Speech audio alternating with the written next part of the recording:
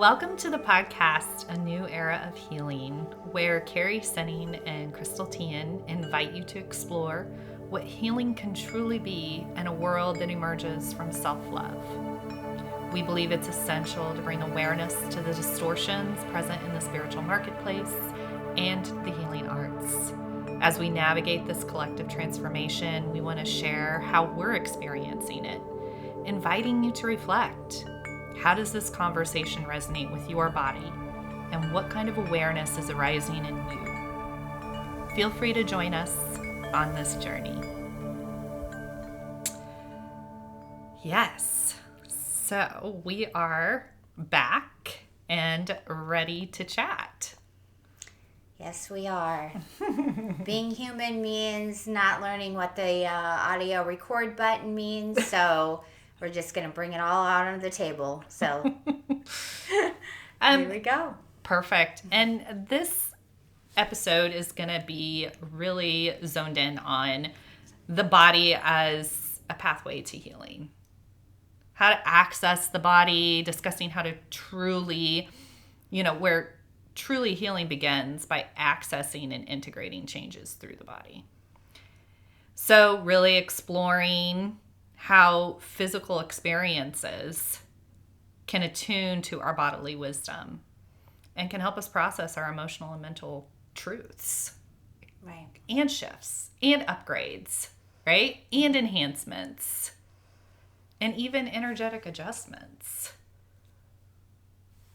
Okay, so really, I think one of the things that Carrie and I have in common and why we resonate on a very reciprocal level is because we truly believe that the body is the gateway, not just to healing, but it's to be able to access your intuition, to be able to access your innate wisdom, the things that we know, we just don't know we know.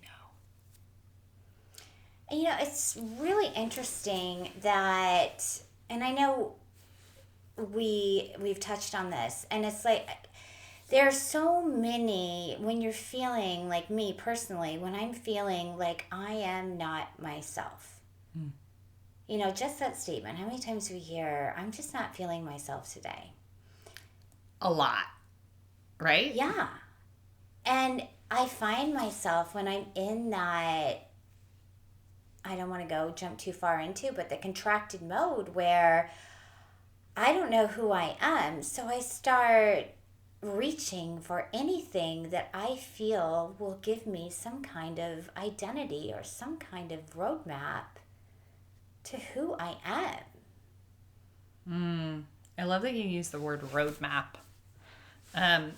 Because it is so interesting how no matter how much healing we've done, no matter how much spiritual advancement we've moved through, this is still something that we all do when we're upgrading, when we're moving to the next level. And I really think what happens is our ego, whatever you want to call it, our protective patterns, they block us. And really all the work really is, like all the effort that really has to be put into our life experiences is getting out of our own way. And it's always that moment when you're in your own way and you're like, oh shit. Yeah. It's like I'm spinning right now. And you have that realization. It's like when it reminds me of when I was a kid in school. And I dyslexia.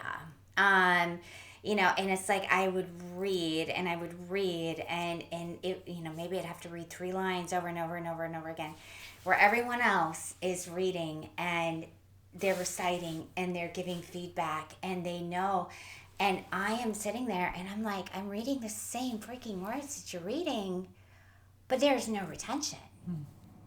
And it almost puts me into that state where it's like, even now when I'm in that state of who am I, who am I, and I'm reading a book and I feel like I'm reading the lines over and over and over again. I'm reading them, but I can't access them. Have you experienced, Yeah, like what comes through for me, like in this collective understanding of what we go through, is it's not gonna stop. Just because we've healed a certain part of ourselves or whatever it might be, it doesn't stop. Our life circumstances, our life situations, they are always going to be there. They're always going to change. And they're always going to create lessons and different experiences so that our soul can evolve. Like that is the simplicity of it, I feel. So like when I am experiencing something and I'm spiraling, I really have to bring it back to me.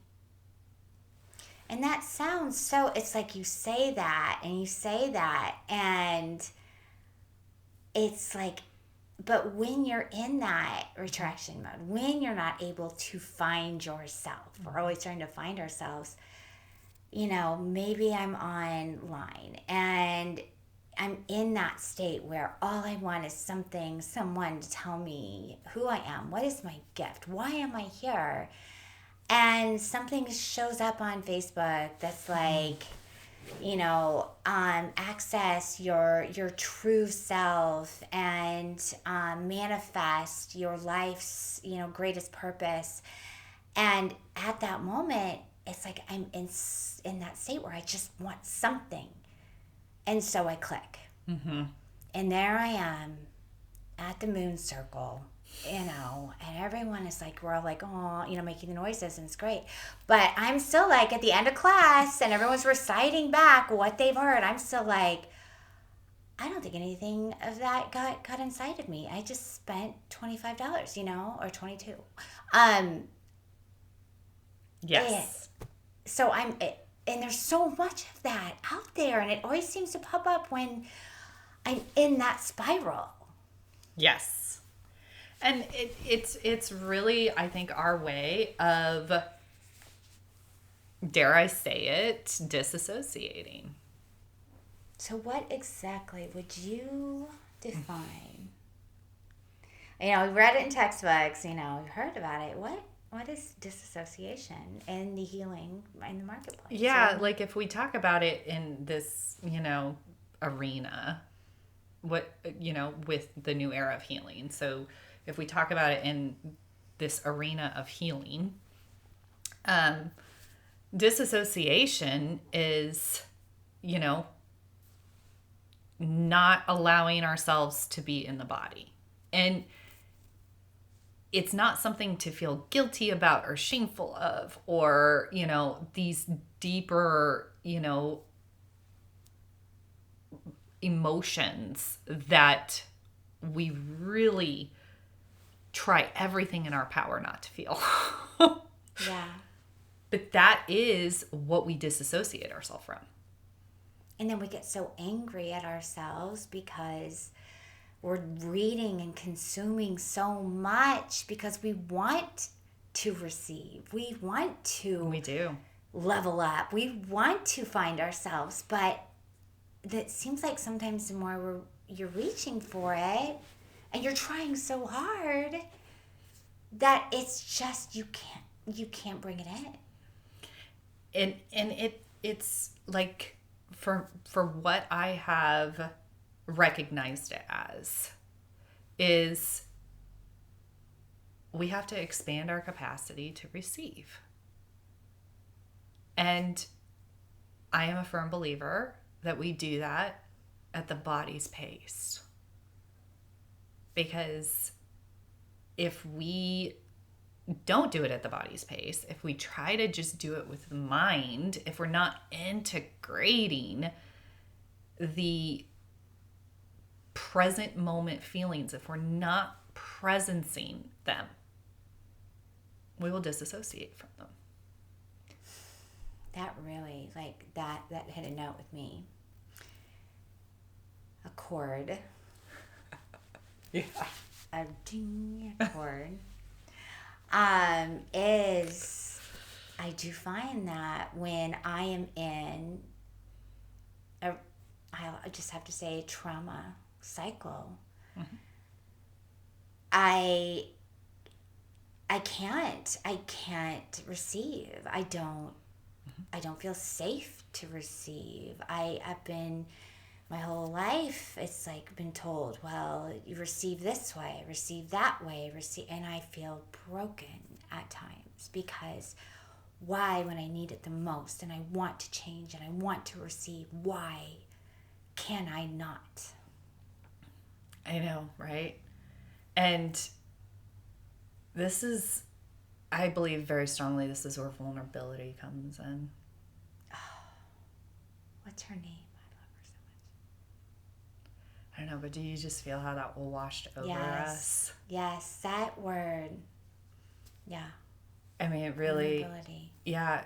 And vulnerability is something that a lot of us, especially alpha women, especially, those who are operating from, a wounded masculine or a wounded feminine, or like there is a vulnerability needed. And when we are in that space of safety comes first, Mm-hmm. our body is going to block us from receiving. So the simplicity, the priming of really being able to expand our capacity to receive is in cultivating safety in the body. So that, yes. It's like even that word, the vulnerability, the word, the wash, it's like when you're in that wanting, receiving, wanting. You want to receive, but you're so much in the want that it's almost like a force field that you are blocking yourself from the vulnerability of allowing yourself to really tap into what you need. You're instead of looking on the outside. They say it's going to heal me if I go to this moon circle. They're healing. But I'm there and there's shame almost because I can't receive like they're receiving. Mm-hmm. And I maybe even start to feel some animosity or I don't belong. Where do I fit in? How many things can I go to? How many things can I want? And that's the mind. Ego. That's the mind. Yeah, the mind. But we in order to move into that pocket of vulnerability where we can feel the sacredness of who we are, we have to feel safe enough in our body to let the emotion move through it. So we have to retrain our nervous system. It's like the most powerful way that has really brought through a level of simplicity that I never knew existed for myself along my own personal journey and also my clients, as well as people I meet. I could have a conversation with someone for 5-10 minutes and everything feels so shifted. Mm-hmm. Or, it's about vibrating that safety as well. And that's where when you feel safe in the body, like you can feel love move through it. You can feel grace move through it. You can feel resiliency move through it. You can feel shame move through it. You can feel guilt move through it. You can feel grief move through it. Obviously I could go on and on and on. Well, it sounds so great, but you're telling me safe in my body, and I'm going to go back to the first meeting we had, and I'm a yoga teacher and have a healing center, and a lot of people come to me and they're like, you make me feel so safe. I feel so safe here. I just like, and it's like I feel like I can make others feel safe. But the first time that I met you, and you used words like invite, safe, you were safe, it was it's almost like that feeling of vulnerability where I'm like, even just a word, safe. Yeah. I was able to receive, because not only did you invite me, gave me a choice, that was like, oh, you said the simplicity. I'm like, holy crap, she just asked me if I wanted to receive. And then double down with safe. Yeah, no, I love that. And really, like, what I have recognized as I continue to honor this path and this mission that I've chosen to accept. Yes. Is we are not able to move beyond a limiting belief unless we feel regulated in our body.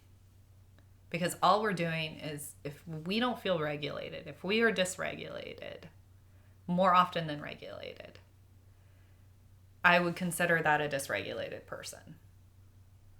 If they are dysregulated more than they're regulated, because it's a spectrum, and it's to the degree to which we demonstrate regulation in our body and dysregulation in our body.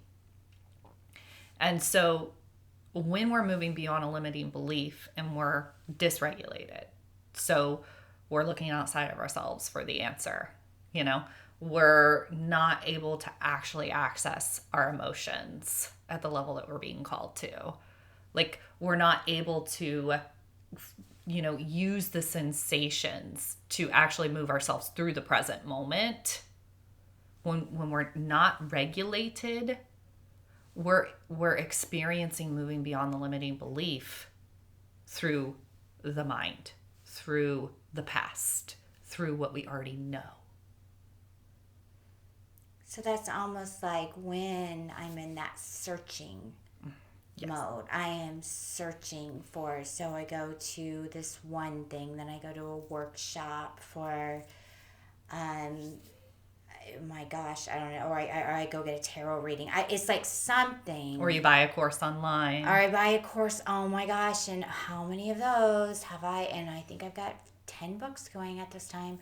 It's like, I am searching. I am looking for it to come to me instead of, so I'm dysregulating when I am in that constant searching mode. That's a really great way of, putting it. Absolutely. And it's that searching, it's that seeking, it's that grasping. And nothing seems, as like when I was a little girl and I kept reading the sentences over and over again, I wasn't able to receive. For one, I was told I was broken. You're broken because you don't read like everyone else. You don't receive like everyone else. So you cannot. That's what it felt like. So maybe that's a feeling of dysregulation. There you go. Beautiful, isn't it? Like, self-realization is like, it's the most beautiful energy that can move through us. And it's because it's recognizing who we are. It's recognizing a part of ourselves. And once we recognize it, once we bring awareness to it, we can integrate it. It's almost like going from that feeling of being broken, being told you're broken, that you're always trying to fix it. Fix it. Fix it with this workshop. Fix it with this book. Fix it with this. Where we're not broken. Nope.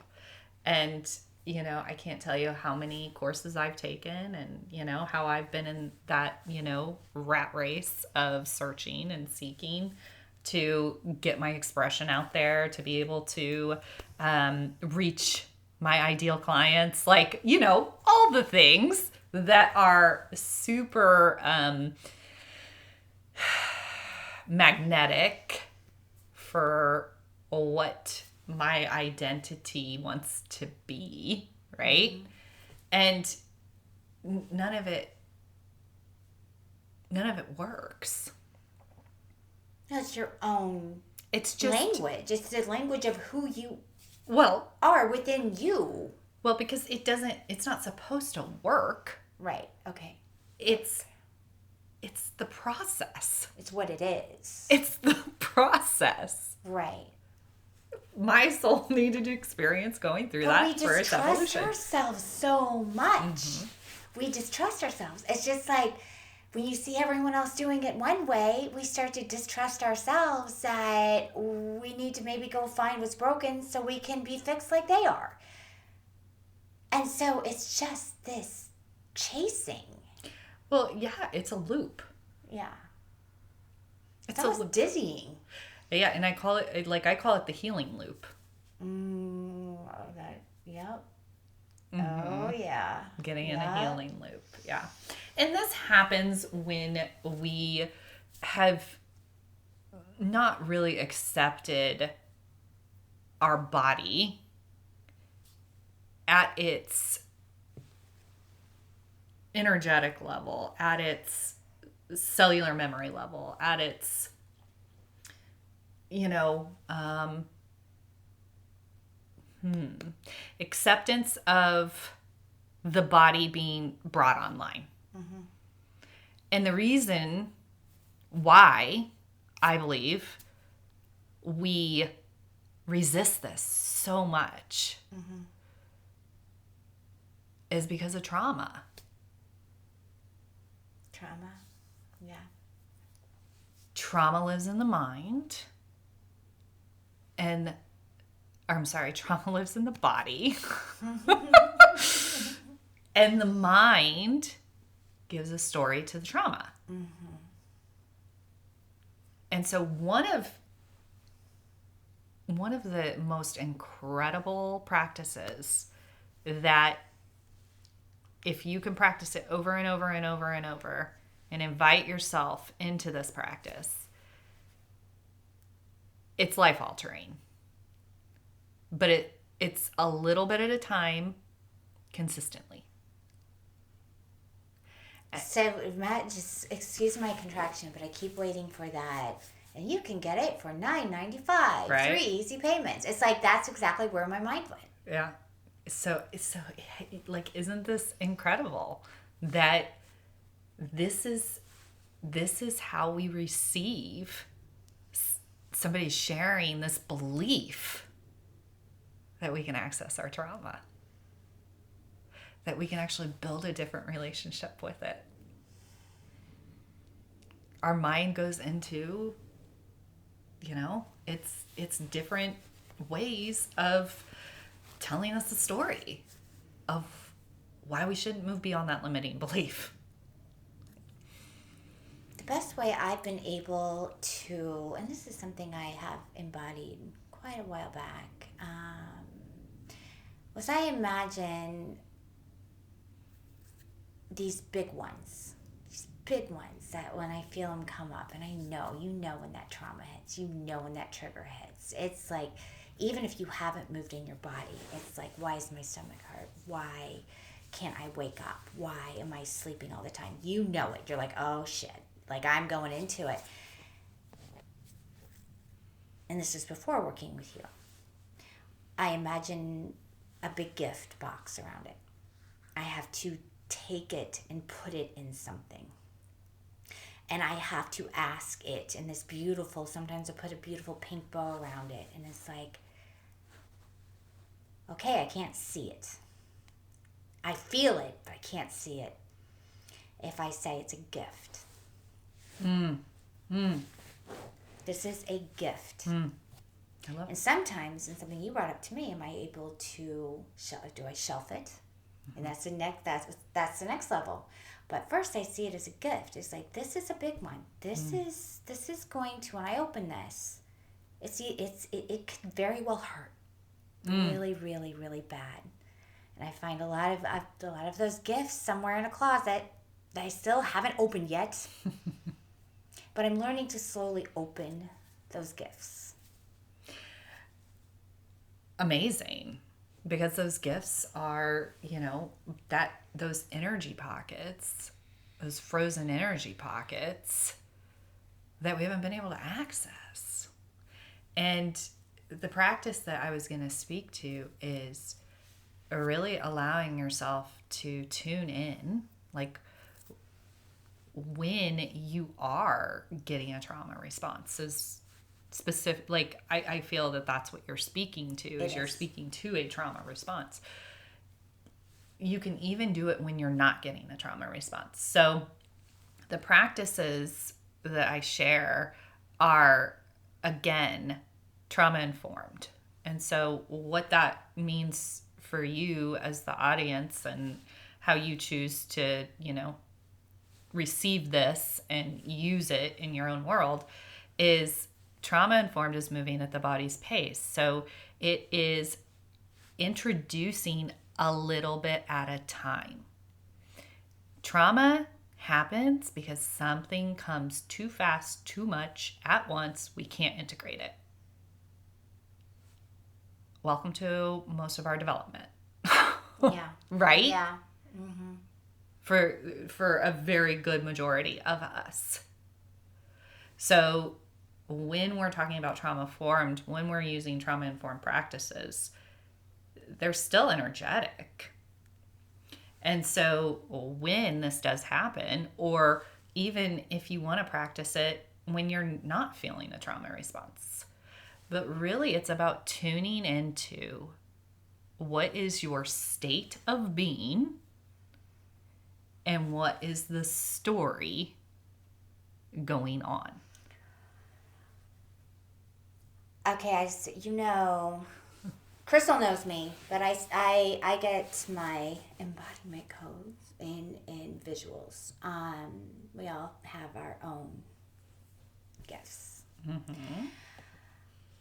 Sometimes when I am, it is like deciding that if a story comes into my mind, that I will think of one of those gifts that I very tightly wrapped and put in that closet. Mm-hmm. And when I'm not in a trauma state, maybe I peek into that box and I ask myself, beautiful, can we peek inside? Ooh, I got goosebumps. I did, because I love it, because that is your unique process. That is what your body is willing to receive. That is your body-mind connection. That just gave me goosebumps. I just got crazy ringing in my ear. Yeah. Paying attention to the sensations, right? Is it speaking to you? The sensation that you're having? Well, I've got chills too. Yes, it is. To me, that was me hearing you. That was me. I felt you. I felt your vibration of what you were saying to me. It was like my inner was really connected with you at that level. It was sorry, like actually.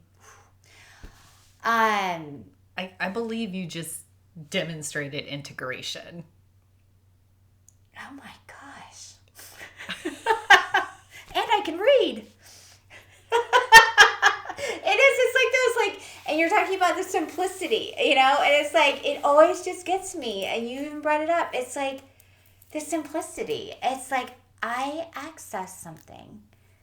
I access my language, I don't want to say soul speak, I heard it. It's like it was reciprocity within myself almost. It's like I acknowledged my soul speak. What, you know?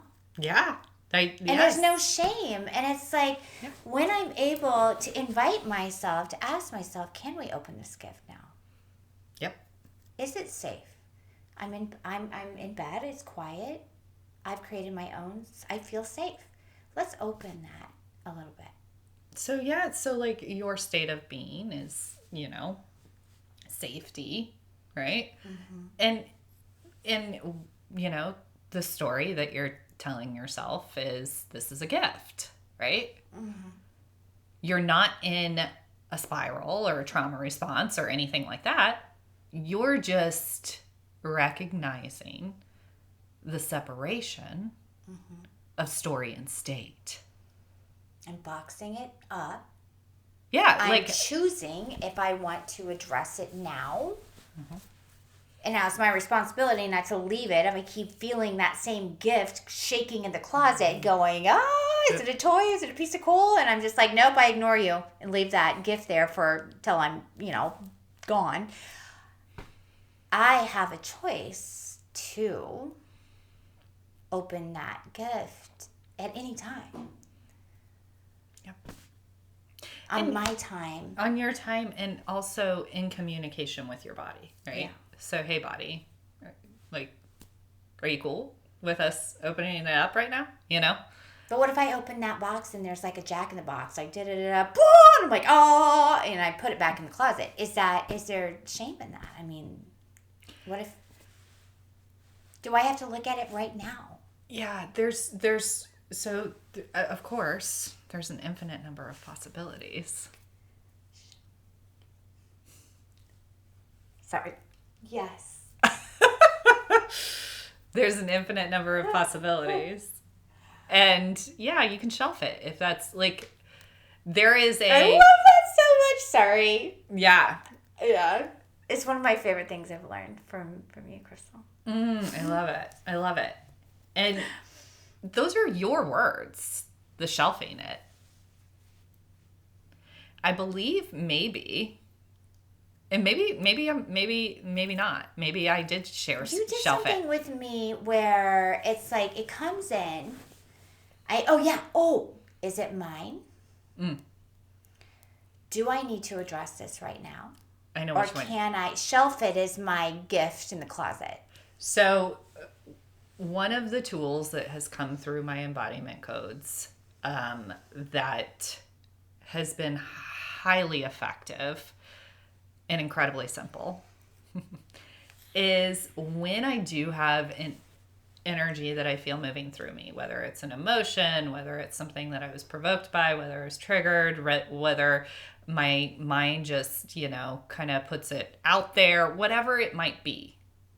Or I'm getting a download, I'm getting higher frequency energy moving through me, whatever it might be. I ask universe, source, God, do I seed it? Do I integrate it? Or do I embody it? Do I seed it? I always think you say seed, and I'm like, it is seed. But I know it's seed with a D. Yes, seed it. Okay. Yes. Do I seed it? Seed it. Do I integrate it? Integrate it. Or do I embody it? Okay. And what it allows for is, it's like this information is coming through, but it doesn't have to be revealed in its wholeness or its essence immediately. You can seed it and it'll come up when it's time. You can integrate it and it'll tell you how to integrate it. Or you can embody it. And that's, giving it attention pretty immediately. So you have to learn what does seeding mean and feel like in your body? What does integrating mean and feel like in your body? I have to pee. I feel like I need to embody that I have to go to the bathroom. So Yes, we're leaving this in there. Be right back. So, you said that if you embody it, that your body will know, or you'll know, or what does that even mean? How do I even know what that means? So is there a book about this? That's one of the things is like, I didn't read these things in a book. It was more of my innate wisdom guiding me through what were very treacherous times of my journey. Very sticky, very unpleasant, very unpreferred times of my journey. But those are the hardest times to be able to even listen to yourself. Really? Are they? Because honestly, that is where the rubber meets the road. That is where we surrender, is the hardest times. God, you're so right. Because in my mind, it's when I feel like I'm blocking everything out, but you're saying it's... So I really, I firmly believe that there is, in some instances, and invite yourself to feel if this resonates or not, but on a subconscious level, we're creating the struggle so that we can refine our ability, capacity, process to surrender. So maybe those are those little gifts that I get in those trauma, in those when I'm actually in my biggest retraction. I feel like I'm not able to do anything. Yes. These. Yes. Yeah. And so I don't want to disregard or minimize what we go through. I know what it feels like in the body to be completely dysregulated instantly, because you're triggered, or you're activated, or you are receiving a download of higher frequency energies. Like, your body responds on a physiological level to this. And so we have to learn how to ground it. But so many times we story it instead. Yes. We go back to, well, I'm just not able to cope with big crowds, or I'm not able to, it's like you come up with this... I like it. Story. Yeah. Here's a big one. They were an energy vampire. I want to take that and chuck it, because that is just us feeling like a victim.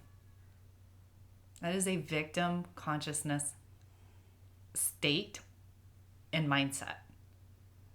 And yes, I'm not denying that there's energy vampires out there, but we're the ones that attracted them into our space. And if we bring it back to us, if we tune into the body, we take responsibility for it. Ownership, because we're all one. But everything has to be seen as separate before it can become one. You know, that it's funny that you said that to me a long time ago, and I remember a long time ago going, what does that even mean? And now, of course, this whole thing for me today is about the gift, is that that's my way of making it separate. Yes. I'm not owning it. I mean, I'm owning it, but I am taking it and not making it a part of me. As like something I don't want to say crippled, with for the rest of my life. It's almost like this is just who I am now. I am actually able to separate it and not make it my story. Not identify with it. Not identify with it. There's a difference between identification and observation. And we can consciously understand this concept, but to actually embody it and have the felt sense of what it's like to observe something instead of identifying with it, I believe this is part of your process when you talk about a gift. And there's probably listeners that are going to be like, oh my God, I'm going to try that. Right? Yeah. Like, the way our processes are shown to us comes from a deeper connection, a heart-centered, intuitive heart connection, innate wisdom, not just guides, right? Not just, the things that are of higher vibrational frequencies that are here to guide us, but through our actual innate inner wisdom that is a felt sense that actually is emulated through the present moment. It's a deep one. It is. And I don't want to go on a tangent. I keep getting Groundhog Day with Bill Murray. We have to be able to ground it. And there is... You keep reliving it, though, if you don't ground it. Mm-hmm. That's why with Groundhog Day, it's like he keeps waking up. Same thing every day. Same thing, same thing, same thing. Until he starts to ground it. Yes. Yes. And in order for us to ground an experience that we have not had before, and I'm talking about actually letting an emotion move through us in its full capacity and not disassociating, not going unconscious to it. In order for that to happen, we have to feel safe in our bodies. That's why safety is how we prime our way of being able to move through the intensity of our journey. And not just the intensity, but the journey itself. All of the ebbs and flows. So that brings me, it wraps it back around. We've been talking about the marketplace for healing. And it's like when you're not, keep saying it, going into the body and going into the body. It's like one big thing that I've learned, and I have to bring this up, when Crystal, we were talking about names for this podcast, Crystal brought up the word healing, and I immediately had a contraction. I was like, it's like, I don't know how many people I've met that have called themselves healers, and I leave with some knowledge that they gave me about myself, and or something that I need to do, and it didn't get me any closer to anything. It's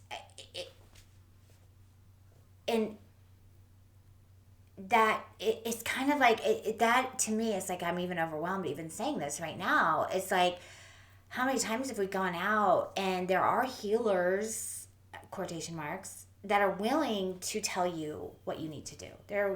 They tell you what you need to do to get back into, not even back into your body. They're not telling you that. It's like what I need to do, the steps I need to take, and I'm looking for those, and I'm looking for them. And a lot of the healers, out there are more than willing to give it to me. And maybe it works a little bit, and then I go back. It's almost like a drug. But no one's telling me how, this going in my body. It's like, but I'm so, from trauma as a child, I've lived so long, most of my life outside of my body, that you're saying these words, but what does that even mean? Yeah, so the thing that comes through when you share that is transformation cannot be explained It can only be experienced.